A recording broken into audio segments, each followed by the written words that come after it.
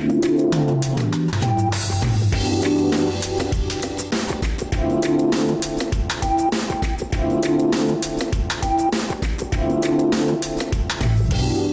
jeito devolvi. A Eco mostrou que a Jurema e a Clotilde estão bem, muito bem, obrigado. Ela sorriu com a recuperação daquela memória. Nos primeiros meses do nosso relacionamento, havíamos batizado minhas bolas. Era outro de nossos xistes. Pego um Uber para voltar, então, baby. Me aplicou um selinho, descemos. Assim que ela sumiu na escuridão do corredor do edifício, sentei no banco do motorista.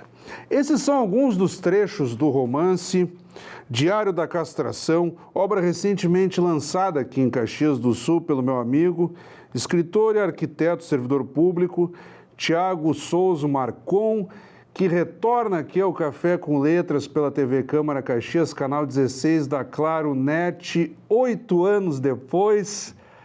Tiago, quase uma década aí. Uma honra tê-lo conosco aqui. Valeu, Fábio. Obrigado pela oportunidade. Queria te agradecer pelo convite. O tempo vai passando, a gente vai tirando da gaveta, né, as produções. E agora veio à luz esse romance aí, né, escrito por volta de 3 anos de produção ali, de duração de escrita, né? E agora, geralmente até para dar espaço para coisas novas, a gente tem que publicar, né? Então, e é sempre um ato de coragem, né, lançar um livro. Espero que ele encontre bons leitores. Lá em 2015, o teu foco eram as crônicas, né? Uma compilação de crônicas publicadas, então, à época, no extinto jornal A Gazeta, aqui de Caxias do Sul.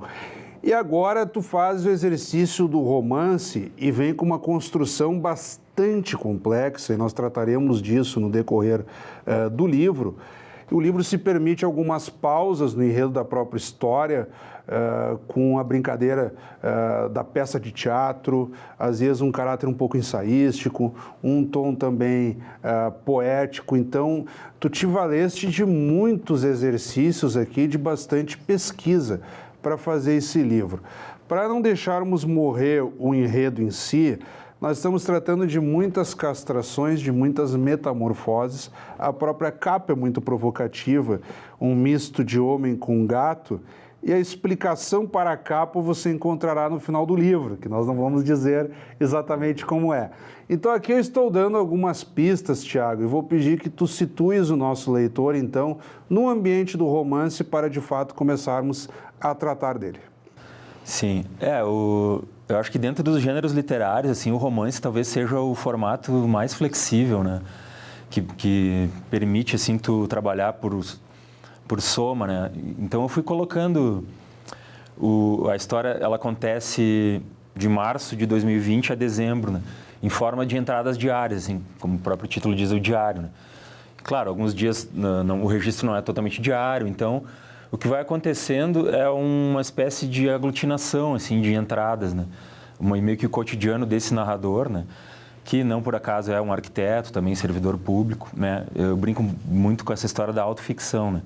Que é, na verdade, a gente se transformar em personagem e explorar, assim, todas essas potencialidades que a literatura traz, né? Da gente... Né? Pode ser um pouco de preguiça, assim, o cara, eu vou em vez de ficar 2 anos pesquisando para um romance, eu já tenho um personagem pronto, sou eu, né? É um pouco isso, assim, né? Porque aí tu tem mais tempo para aprofundar, assim, cenas, para tratar, que nem tu colocou, tem umas partes que o narrador se permite mais experimentar um pouco mais do ensaio, assim, né? Eu lembro da parte em que ele conversa com um amigo para tentar saber se um amigo dele que é biólogo, para tentar saber se o vírus, né, esse vírus da mais nova pandemia que chega, ele é um ser vivo ou não, né? Porque isso instiga ele, assim. Como é que o vírus, ele não pode ser considerado um ser vivo, né? Segundo esse amigo dele, professor de biologia, porque ele não tem capacidade sozinho de se reproduzir. Ele precisa de uma outra célula. Mas, ao mesmo tempo, ele sabe o que fazer quando chega numa célula. E aí o amigo dele diz, cara, meu professor dizia que o vírus é meio que um zumbi, ele é morto e vivo ao mesmo tempo. Então, esse tipo de inquietação percorre, assim, o romance também, de tentar entender o que está acontecendo naquela loucura que foi em março de 2020, né? A gente passava álcool na maçaneta, a gente limpava as compras ao chegar em casa, né? Então, tudo aquilo me motivou até a escrever como uma espécie de válvula de escape. E depois de algumas semanas eu comecei a pensar, isso tem potencial para virar um romance. Tu começaste a criar ali, então. Exatamente, em março de 2020. Tinha outro nome até, eu até publicava no site do nosso amigo Kirst, né, o Marcos Kirst, que eu chamava de Diário do Confinamento, né, que era um registro feito a quente, assim, aconteceu, eu botava, só que depois de um tempo eu pensei, cara, isso aqui tem tantos romances na história da literatura escritos em forma de diário, né, e eu comecei a ver que podia sair um suco espremendo dessa fruta aí. Por um acaso eu convivo contigo, porque para situar o Thiago Marcon, ele é arquiteto servidor público aqui da prefeitura, então o prédio ao lado da Câmara de Vereadores, e nós conversamos, nos encontramos aí pelo menos uma vez por semana, assim, nem que seja um cumprimento rápido, enfim. E tu começas a expor rotinas aqui do período de pandemia, digamos assim, rotinas das quais eu também participei, eu vivenciei isso como servidor aqui da Câmara, como jornalista. Eu não parei durante a pandemia, eu trabalhei durante toda a pandemia. Muitas vezes eu preferia vir presencialmente, até porque o público já estava reduzido, porque eu achava mais fácil, muitas vezes, fazer o trabalho diretamente daqui do que ficar em casa, remotamente e tal. Foi algo muito desafiador para todos nós. Então eu entendia muitos dos protocolos de alegorias que tu usa aqui, de reuniões de trabalho, colegas que tu citas, enfim. A propósito, como foi isso? Porque pega um leitor como eu, que conhece a tua rotina, que conhece a rotina da prefeitura de modo geral, como não associar pessoas que já estão lá? Tu te vales de apelidos, às vezes, por exemplo, a tua mulher ficcional, que a tua esposa ela é uma letra, né? Caça, sim, se eu não estou enganado. Até parece aqueles filmes do James Bond, do 007, que tem os codinomes, o Q e tal. Existem aquelas abreviaturas que o sujeito é reconhecido pela letra. Mas, enfim, então aqui, como é que tu fizeste isso também? Tiveste esse cuidado? Daqui a pouco um colega meu pode se achar aqui num personagem e me questionar ou reclamar. Sim. Na verdade, toda escrita, assim, envolve algum risco, né? Então, como eu falei, né? Às vezes o momento do livro vir à tona, assim, sempre é um momento de coragem, né? A publicação, de decidir por publicar. E agradecer a GOG Editora, né? Que apostou no projeto integralmente e bancou, né? Claro, eu me transformando em personagem, eu trago a minha rotina de trabalho. E aqui, se alguém se sentir ofendido, é tudo ficção, tá? Pedir essas desculpas, assim. Mas, na verdade, também não se faz literatura só com bons sentimentos, assim. Isso muitos escritores falam, né? Para se alcançar algum grau de profundidade, de dramaticidade, de conflito na história, é preciso soltar a mão, como se diz na criação, né? Então, ali tem conflitos, tem atitudes não tão corretas de alguns personagens, mas é a vida, né? E obviamente é autoficcional, nem tudo que obviamente não foi tudo vivido, e a graça da coisa não é se aconteceu ou não, né? A graça é se aquilo formou uma boa história, né? Aquilo que dizia o Gogol, né? Alcançar o riso e a lágrima, né? Então não tem essa preocupação das pessoas, aqui sou eu, não sou, porque é sempre uma composição, né? Nunca vai ser só 100% uma pessoa, é sempre naquele caldeirão ali tu vai compondo. E à medida que a própria escrita vai se revelando, quando tu vê, tu criou uma coisa diferente do real, né? Sempre assim, né? Nunca reflete o real inteiro, né? Esse período de confinamento da pandemia, tendo a pandemia como pano de fundo e, digamos assim, como mote regulador de rotinas do período em curso aqui do livro, compreende praticamente todo o ano de 2020, mas contado a partir do mês 3, do mês de março, ele abre margem para muitas castrações, digamos assim, das quais falaremos melhor no decorrer do programa, e que é o próprio título, Diário da Castração. Mas assim, tu tens aí pelo menos dois braços, um braço mais psicanalítico e um braço mais filosófico. O livro se dedica a expor de uma forma até bem visceral e detalhada as relações homem-mulher, marido e esposa, e por aí afora, com detalhamento de relações sexuais, e por aí afora. E aí tu partes de uma premissa aqui de Jacques Lacan, não existe a relação sexual. E isso é muito problematizado, o componente psicanalítico, e é quase que como o próprio interlocutor, esse que fala em primeira pessoa com o leitor, ele fica o tempo todo se autoanalisando também. Então, como que foi também a construção psicanalítica do personagem, de modo a construir isso com responsabilidade também, de a pessoa que é da área olha e diz, não, mas de fato ele estudou, ele se preparou, ele... Tentaste fazer um perfil psicanalítico do teu personagem. Acho que é inegável, né? Até pela própria epígrafe do Lacan ali, né? Que tem esse viés da psicanálise, que em função das minhas escolhas pessoais, eu me interesso muito por psicanálise, acabo lendo bastante coisa, assim, mas claro, sou um leigo também, um leigo interessado, né? E eu acho que literatura e psicanálise sempre tiveram essa ponte muito forte, né? O Freud foi um exímio leitor, né? E um belo escritor, né? O Freud, apesar de, né, ser conhecido como pai da psicanálise, ele escreve muito bem, né? Então, a literatura sempre teve essa ponte, até pelo seu caráter auto-investigativo, né? Mas sim, o narrador, ele é uma espécie de neurótico, assim, obsessivo, como todos nós somos em algum grau, né? E ele tá sempre, essa voz na cabeça dele está sempre policiando ele, né? Tem até uma cena de que ele chega no hospital, né?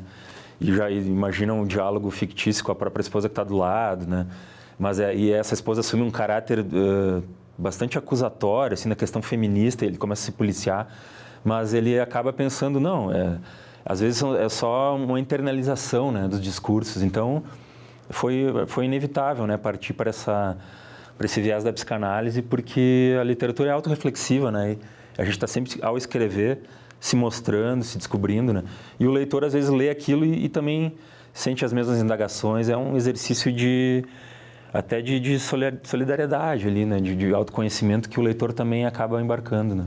E no braço filosófico, como eu tentei fazer essa divisão, tu também fazes associações no decorrer do livro, de modo que a página 37 começa, paralelamente ao livro, uma peça de teatro aqui. Nós temos a apresentação de personagens ligados imediatamente a alguns filósofos de referência.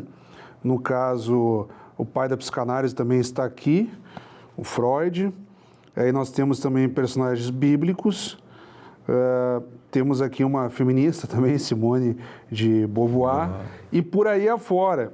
Eles estão todos devidamente apresentados aqui, até caracterizados já no seu estereótipo. E feita essa apresentação, eles começam a interagir. E aqui tem, visivelmente, o primeiro ato e por aí afora. Isso vai tendo uma sequência. Por que essa quebra e como que foi também fazer isso aqui, como se diz no popular, na responsa? Porque daqui a pouco tu pegas aí um psicanalista ou um filósofo que vai dizer, não, mas ele fez uma apropriação deturpada desse filósofo, não é bem isso e tal, né? Não, na verdade, essa peça de teatro entrou bem nesse conceito de que o romance pode conter tudo, né? Tem vários romances escritos ao longo da história da literatura que tem até... Esse também tem imagens, mas como é um formato livre... E eu estava realmente lendo bastante coisas, escritores que trabalham a forma dramática do teatro, assim, e comecei a me interessar, né? Até o Woody Allen, é um cara que eu gosto de ler, o que ele escreve, né? E outros autores contemporâneos, o Gogol também tem bastante peças de teatro. E aí eu pensei, por que não, né? Colocar... Eu tinha feito só a peça em um ato, daí eu comecei a desenvolver em 3 atos, né? E realmente ela surge durante uma sala de espera de hospital, né? Que o narrador está esperando para ser atendido. Aí ele vê um gato ali no pátio interno, no jardim interno do hospital, e começa a pensar, né? Como é que seria um encontro, né? Dessas pessoas com... Tem até o próprio diabo, né? Tá Deus, o diabo, Freud, Wittgenstein. E aí eu dei vazão, né? Porque os personagens dessa peça, eles falam as frases pelas quais eles ficaram muito conhecidos, né? Então tem essa brincadeira, porque eu também gosto muito de trabalhar o humor, né, nos meus textos, como tu já falaste do livro de crônicas, né? Pela minha formação como leitor, Gostava de ler muito Milor Fernandes, Veríssimo, para mim, é o grande mestre da literatura brasileira. E isso acaba não conseguindo fugir disso, né? De uma exploração cômica, às vezes, das cenas, né? Então, a peça de teatro também acontece nisso, né? Os personagens falam as coisas pelas quais eles se tornaram famosos, mas, ao mesmo tempo, numa chave cômica, né? Tiago, como nós sempre fizemos aqui no Café com Letras, nós vamos dar um tempo na abordagem de Diário da Castração e, de imediato, chamarmos as dicas do autor. Roda a vinheta aí.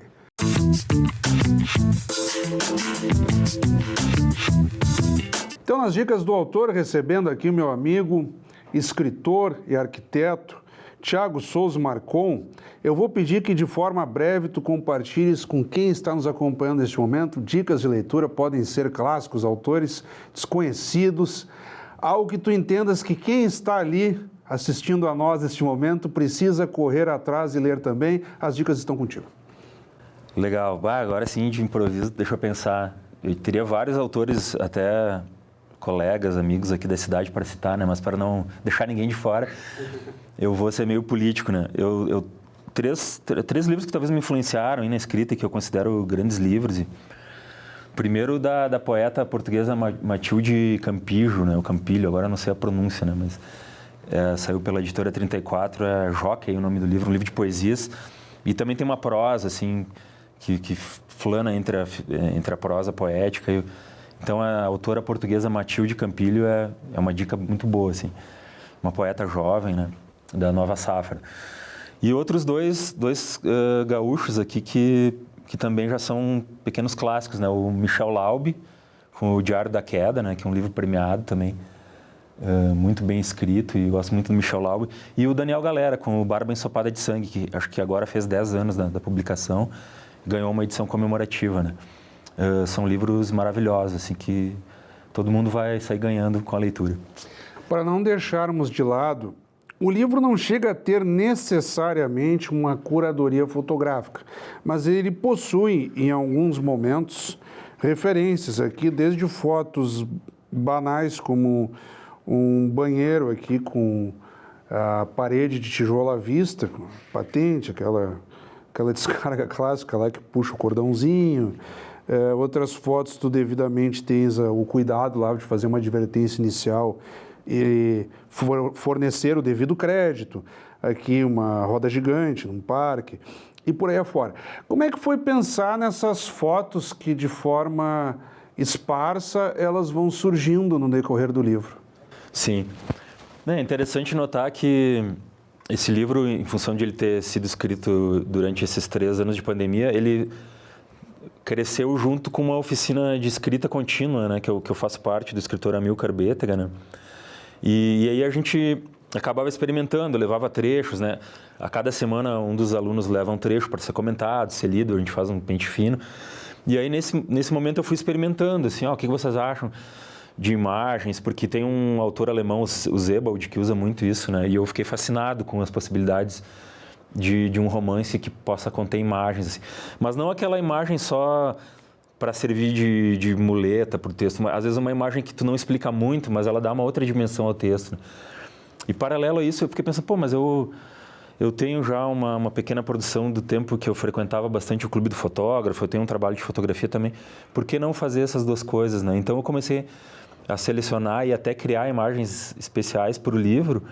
E ficou interessante, assim, porque dá uma espécie de janela, né, imagética para aquilo que às vezes o texto não mostra ou até abre mais depois para a imagem, né?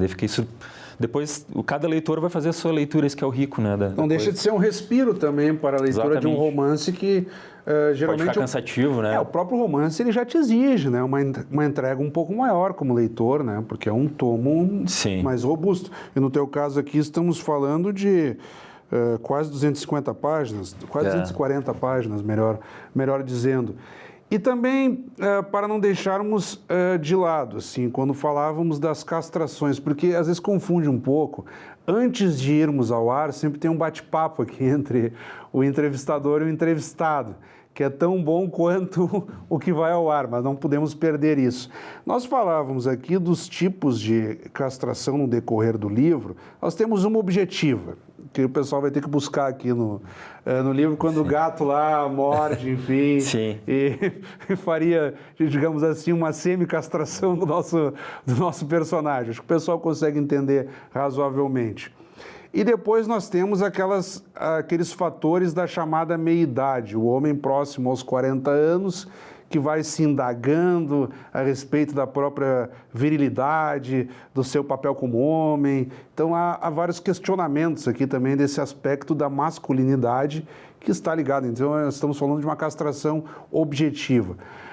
Como foi pensar isso, sobretudo num período pandêmico, em que os casais ficaram muito tempo dentro de casa? Sim. Em alguns casos se aproximaram mais, em outros até se separaram, devido à convivência tão intensa em casa. É verdade. Eu acho que o título traz muito essa questão metafórica e também a castração direta mesmo, porque até um dos personagens do livro é o gato do narrador, né? Em certo momento o narrador se questiona que direito a gente tem de pegar e castrar o bicho e colocar ele dentro de um apartamento de 55 metros quadrados, quando a natureza dele é talvez de crescer livremente, né? E essas próprias indagações, né, refletem na nossa condição humana, né, que também tem toda a parte mais animalesca, né, envolvida. Então, isso também é uma chave já para a imagem da capa, né? Mas eu acho que sim, que durante uma das outras castrações do livro também é a própria chegada do vírus, né? Dessa pandemia que nos obrigou a ficar em casa, a mudar nossos hábitos. Castrou a liberdade. Exatamente. A gente sempre se julgou livre e que podia flanar pela cidade. E a série de restrições nos colocou assim num lugar muito diferente, né? Então eu também comecei a fazer com que o romance... Porque daí eu não queria que meu texto fosse só um relato da pandemia, como muitos outros muito bem feitos testemunharam, né? À medida que o tempo vai passando, a gente vai olhar para aqueles anos lá de 2020 com um estranhamento, assim.